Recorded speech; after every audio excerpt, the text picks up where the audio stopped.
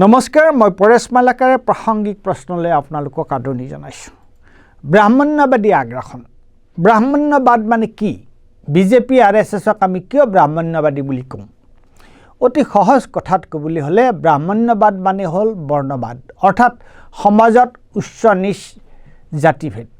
আজিৰ পৰা কেইবা হাজাৰো বছৰ আগতে ব্ৰাহ্মণ অৰ্থাৎ পুৰণি দিনৰ ধৰ্মযাজকসকলে নিজৰ সুবিধাৰ বাবে দুখীয়া দৰিদ্ৰ মানুহক শোষণ কৰিবলৈ এই মতবাদ উলিয়াইছিল। প্ৰথমে ঋগ্বেদৰ পুৰুষ সূক্তত ইয়াৰ উল্লেখ পোৱা যায়। বহু পণ্ডিতে মত পোষণ কৰে যে আদিতে ঋগ্বেদত এই সূক্তটো নাছিল, এইটো এটা পিছৰ সংযোজনহে। কিন্তু সময় অতিবাহিত হোৱাৰ লগে লগে ই প্ৰচাৰিত হৈ থাকে আৰু মনুস্মৃতিৰ সময়ত ই এক চূড়ান্ত ৰূপ পায়। ব্ৰাহ্মণ্যবাদৰ উৎপত্তি হৈছিল ব্ৰাহ্মণসকলৰ আচাৰ অনুষ্ঠান আৰু নীতি বিচাৰৰ পৰা। কিন্তু এতিয়া ই কেৱল ব্ৰাহ্মণসকলৰ মাজতে সীমাবদ্ধ হৈ থকা নাই, বা এতিয়া সকলো ব্ৰাহ্মণেই ব্ৰাহ্মণ্যবাদী নহয়। আনহাতে অব্ৰাহ্মণ এচামৰ মাজতো ব্ৰাহ্মণ্যবাদী ধ্যান ধাৰণা দলৈকে পাই থাকিব পাৰে আৰু আছেও। ঐতিহাসিক সময়ত কোনে কোনে এই জাত পাতৰ বিৰোধিতা কৰিছিল? তেওঁলোকৰ ভিতৰত এক নম্বৰতে আছিল আমাৰ শ্ৰীমন্ত শংকৰদেৱ।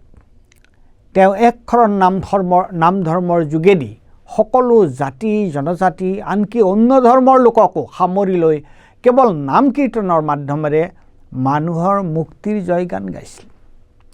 তাৰপিছত আমি পাওঁ মহাৰাষ্ট্ৰৰ জ্যোতিবা ফুলে। তেওঁ সত্য শোধক সমাজৰ যোগেদি মানুহৰ মাজত শিক্ষা আৰু সামাজিক সাম্যৰ বাণী বিলাইছিল। তাৰপিছত আহিল কেৰালাৰ শ্ৰী নাৰায়ণ গুৰু। তেওঁৰ বিখ্যাত শ্লোগানটো আছিল এক জাতি এক ধৰ্ম আৰু সকলোৰে বাবে এজন ভগৱান। এওঁলোকৰ পিছত আহিল মহাত্মা গান্ধী। গান্ধীয়ে অস্পৃশ্যতা বৰ্জনৰ যোগেদি জাতিভেদ প্ৰথাৰ বিৰুদ্ধে প্ৰচাৰ চলাইছিল।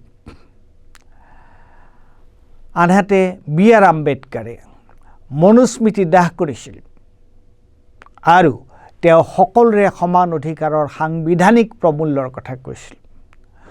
সৰ্বোপৰি তেওঁ বৰ্ণপ্ৰথাৰ বিলোপ সাধনৰ ওপৰত গুৰুত্ব প্ৰদান কৰিছিল, এনিহিলেশ্যন অফ কাষ্ট। সমসাময়িকভাৱে পেৰিয়াৰ EV ৰামাস্বামীয়ে দক্ষিণ ভাৰতত ব্ৰাহ্মণ্যবাদক সকলো সামাজিক অন্যায় আৰু অনীতিৰ মূল কাৰণ বুলি অভিহিত কৰি তাৰ ঘোৰ বিৰোধিতা কৰিছিল। আধুনিক ভাৰতৰ দলিত বহুজন আন্দোলনৰ কথা আমি নকলোৱেই বা। RSS বিজেপিয়ে কি কয়? প্ৰথম কথা, RSSে ভাৰতৰ স্বাধীনতা আন্দোলনত অংশগ্ৰহণ কৰা নাছিল। সৌসিদিনালৈকে অৰ্থাৎ 2002 চনলৈকে তেওঁলোকে RSSৰ মুখ্য কাৰ্যালয়ত ভাৰতৰ জাতীয় পতাকা উত্তোলন কৰা নাছিল। তেওঁলোকে ভাৰতৰ সংবিধানখনকে মানি নলয়। ভাৰতীয় পৰম্পৰাৰ লগত সম্পৰ্ক নথকা মনুস্মৃতি আৰু হিন্দু ধৰ্মক গুৰুত্ব নিদিয়া বিদেশী ধ্যান ধাৰণাৰ পৰা ধাৰ কৰি অনা এখন অদৰকাৰী সংবিধান বুলি তেওঁলোকে ভাৰতৰ সংবিধানখনকে অমান্য কৰি আহিছে। মাজে মাজে তেওঁলোকে এই সংবিধানখন সলাই মনুস্মৃতিৰ আদৰ্শত এখন নতুন সংবিধান ৰচনাৰ ভাবুকি দিও আহিছে। RSSৰ নিৰ্দেশিত বিজেপিৰ আদৰ্শ হ'ল ব্ৰাহ্মণ্যবাদী আদৰ্শ। তেওঁলোকে ভাৰতত দলিত বহুজন অনুসূচিত জাতি জনজাতি আৰু ধৰ্মীয় সংখ্যালঘুসকলৰ সমান অধিকাৰ আছে বুলি মানি নলয়। বিজেপিৰ যোৱা 11-12 বছৰীয়া শাসনত এই শ্ৰেণীৰ লোকসকলক কেনেকৈ হাৰাশাস্তি কৰা হৈছে আৰু তেওঁলোকৰ ওপৰত কি অত্যাচাৰ কৰা হৈছে সেয়া আমি সকলোৱে দেখি আছোঁ।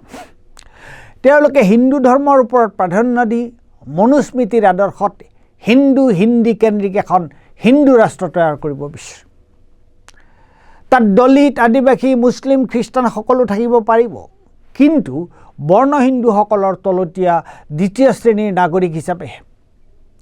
RSS বিজেপিৰ অৰ্থনীতি কি? দেশৰ সম্পত্তি আৰু সম্পদ ধনী বণিক আদানী আম্বানীৰ দৰে লোকক গতাই দিয়া। তাৰ বাবে যদি আইন ভাঙিব লাগে ভাঙি দিয়া আৰু যদি নতুন আইন কৰিব লাগে কৰি দিয়া। আধুনিক ব্ৰাহ্মণ্যবাদৰ আৰু এটা লক্ষণ হৈছে উত্তৰ ভাৰতীয় আৰু বিশেষকৈ গুজৰাটী লবিৰ আধিপত্য। আমোলাই হওক বা বণিক ঠিকাদাৰেই হওক, এতিয়া সকলোতে কেৱল উত্তৰ ভাৰত আৰু গুজৰাটৰ অৰ্থাৎ মোদী চাহ লবিৰ অবাধ প্ৰাধান্য। কোনোবাই ক'ব পাৰে বিজেপিত নিম্নজাতৰ মানুহো দেখোন আছে। হয়, আছে, কিন্তু তেওঁলোক বিজেপি RSSৰ দালাল হিচাপেহে আছে। দলিত, আদিবাসী, অনুসূচিত জাতি, জনজাতি বা সংখ্যালঘু সাধাৰণ মানুহৰ সম অধিকাৰ আৰু উন্নয়নৰ বাবে তেওঁলোক নাই। ভোটৰ বাবে তেওঁলোকক ভেটি দি কিনি লোৱা হয়, যিটো আমি দিনে ৰাতিয়ে আমাৰ চকুৰ আগত দেখি আছোঁ। শেষত এটা কথা কৈ মই সামৰিব বিচাৰিছোঁ। সকলো জাতি জনগোষ্ঠীক লৈ বৰ অসমৰ ভেটিটো কোনে গঢ়িছিল? শংকৰদেৱে। শংকৰদেৱৰ সুযোগ্য উত্তৰাধিকাৰী আছিল মাধৱদেৱ। গুৰু দুজনা জীয়াই থাকোঁতে ৰাজ অনুগ্ৰহত গঢ় লৈ উঠা ব্ৰাহ্মণ্যবাদৰ বাবে তেওঁলোকৰ যি লতিঘটি হৈছিল সেয়া আমি জানো। শংকৰদেৱৰ মৃত্যুৰ পিছত নৱবৈষ্ণৱ ধৰ্মটো ফাট মেলিছিল। এই ফাট মেলাৰ অন্তৰালতো ব্ৰাহ্মণ্যবাদৰ প্ৰভাৱ আছিল।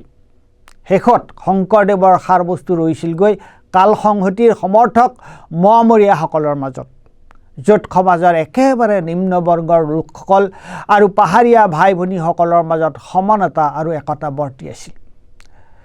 মোৱামৰীয়া বিদ্ৰোহৰ অন্য কাৰণৰ কথা ঐতিহাসিকসকলে কৈছে, কিন্তু তাৰ এটা অন্যতম কাৰণ আছিল ব্ৰাহ্মণ্যবাদৰ বিৰুদ্ধে। মনত ৰাখিব, মোৱামৰীয়া বিদ্ৰোহ আহোম ৰাজত্বৰ পতনৰ এটা অন্যতম কাৰণ আছিল। এইখিনিতে আপোনালোকে আহোমৰ ৰজাঘৰ আৰু প্ৰজাঘৰৰ মাজৰ পাৰ্থক্যটো পাহৰি নাযায় যেন। ব্ৰাহ্মণ্যবাদৰ পৃষ্ঠপোষক আছিল ৰজাঘৰীয়াহে। মোৱামৰীয়া ৰণ আছিল এই ব্ৰাহ্মণ্যবাদৰ বিৰুদ্ধে। ই যদিও এক ৰক্তাক্ত বিদ্ৰোহ আছিল, তাৰ অন্তৰালত আছিল বৈষ্ণৱ ধৰ্মীয় উদাৰ মানৱতাবাদৰ প্ৰেৰণা, যাক কাল সংহতিৰ সত্ৰসমূহে জীৱন্ত কৰি ৰাখিছিল। আজিৰ যুগটো হিংসা আৰু ৰক্তাক্ত যুঁজৰ সময় নহয়, কিন্তু উচ্চ নিচৰ বৰ্ণবাদী হিন্দুত্বৰ আগ্ৰাসন প্ৰতিহত কৰিবলৈ মোৱামৰীয়া বিদ্ৰোহৰ মূল প্ৰেৰণা আজিও আমাৰ সাংবিধানিক মানৱতাবাদী পথ হ'ব পাৰে। ধন্যবাদ।